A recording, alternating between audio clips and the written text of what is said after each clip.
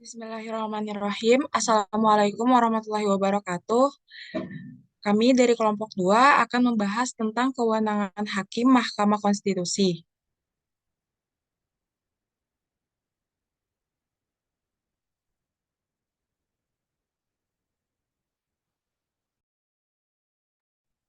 Berikut adalah anggota-anggota kami. Yang pertama, Perkenalkan, nama saya Muhammad Fadil Handoyo dengan NPM 21100000004. Saya Anggun Nurul Isma dengan NPM 211000017.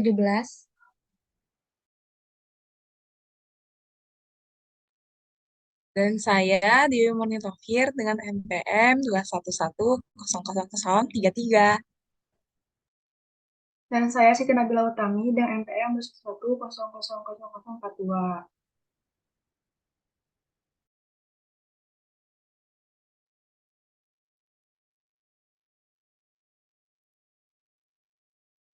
Pengertian Mahkamah Konstitusi Republik Indonesia akan dijelaskan oleh teman kami, Fadil.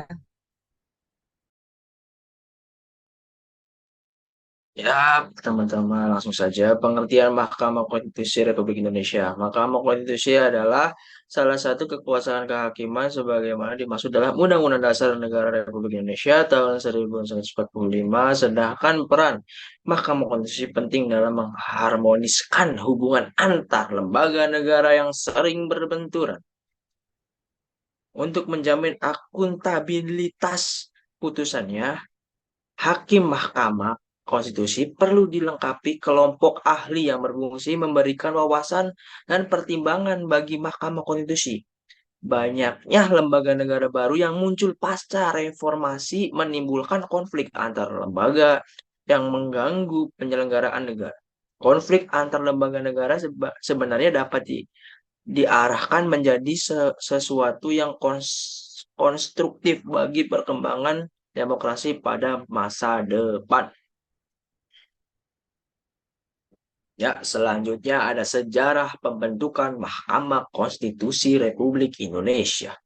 Sejarah berdirinya lembaga Mahkamah Konstitusi diawali dengan diadopsinya ide Mahkamah Konstitusional Court dalam amandemen konstitusi yang dilakukan oleh Majelis Permusyawaratan Rakyat atau MPR pada tahun 2001. Setelah disahkannya perubahan ketiga Undang-Undang Dasar 1945, maka dalam rangka menunggu pembentukan Mahkamah Konstitusi, MPR menetapkan Mahkamah Agung menjalankan fungsi Mahkamah Konstitusi untuk sementara bagaimana diatur dalam pasal 3 Aturan Peralihan Undang-Undang Dasar 1945. Hasil perubahan keempat, DPR dan pemerintah kemudian membuat rancangan undang-undang mengenai Mahkamah Konstitusi. Setelah melalui pembahasan mendalam, DPR dan pemerintah menyetujui secara bersama Undang-Undang Nomor 24 Tahun 2003 tentang Mahkamah Konstitusi 13 Agustus 2003 dan disahkan oleh Presiden pada hari itu. Selanjutnya akan dibacakan oleh teman saya.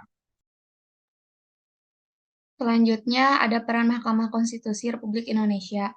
Fungsi dan peran Mahkamah Konstitusi adalah menjaga konstitusi guna tegaknya prinsip konstitusionalitas hukum. Demikian halnya yang melandasi negara-negara yang mengakomodir pembentukan Mahkamah Konstitusi dalam sistem ketatanegaraannya.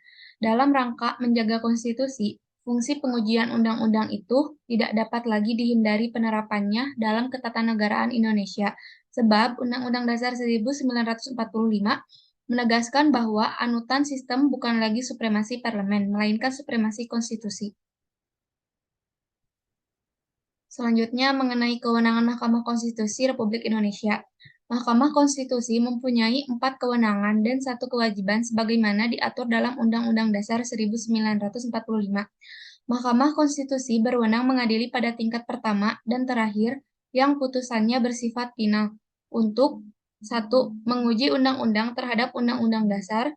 2. Memutus sengketa kewenangan lembaga negara yang kewenangannya diberikan oleh Undang-Undang Dasar. 3. Memutus pembubaran partai politik. Dan keempat, memutus perselisihan tentang hasil pemilihan umum. Selanjutnya akan dilanjutkan oleh teman saya.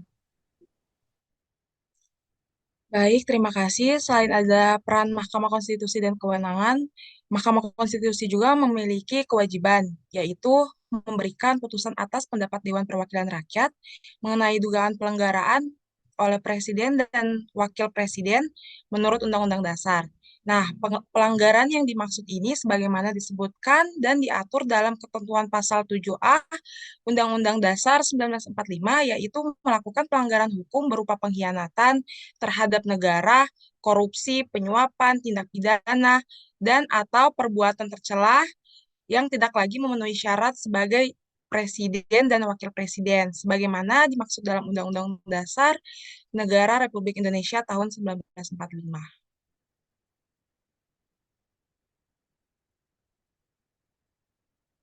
Selain wewenang Mahkamah Konstitusi dan kewajiban Mahkamah Konstitusi, Undang-Undang tepatnya ketentuan pasal 28C Undang-Undang 1945 juga mengatur sejumlah hal lain terkait Mahkamah Konstitusi. Adapun aturan yang dimaksud adalah sebagai berikut.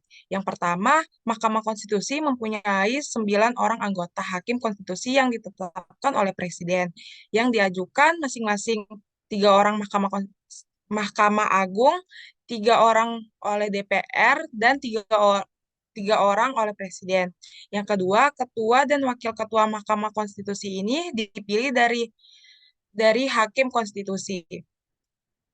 Yang ketiga, Hakim Konstitusi juga memiliki integritas dan kepribadian yang tidak tercelah, adil, negarawan, dan menguasai konstitusi dan ketatanegaraan, serta tidak merangkap sebagai pejabat negara.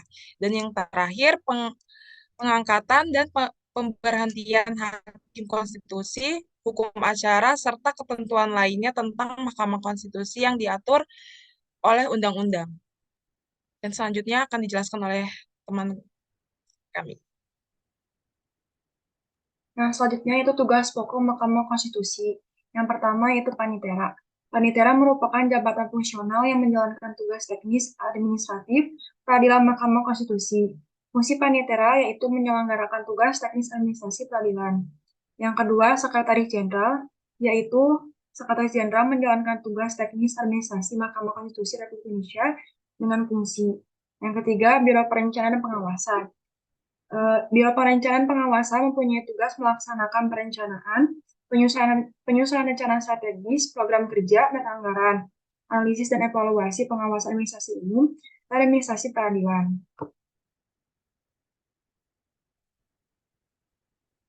Yang selanjutnya itu Biro Keuangan dan Kepegawaian. Biro Keuangan dan Kepegawaian mempunyai tugas melaksanakan pengelolaan keuangan dan pengembangan sumber daya manusia mempunyai fungsi. Yang selanjutnya yaitu Biro Hubungan Masyarakat dan Protokol. Biro Hubungan Masyarakat dan Protokol mempunyai tugas melaksanakan hubungan masyarakat, kerjasama, tata usaha perizinan dan protokol, serta kesekretariatan kepaniteraan. Yang selanjutnya Biro Umum. Biro Umum mempunyai tugas melaksanakan pengelolaan kerumah tanggaan, kearsipan dan ekspedisi, serta barang milik negara. Yang selanjutnya itu Pusat Penelitian dan Pengkajian Perkara, Pengelolaan Teknologi Informasi dan Komunikasi, Pusat Penelitian dan Pengkajian Perkara, Pengelolaan Teknologi Informasi dan Komunikasi mempunyai tugas melaksanakan penelitian dan pengkajian perkara. Yang terakhir yaitu Pusat Pendidikan Pancasila dan Konstitusi.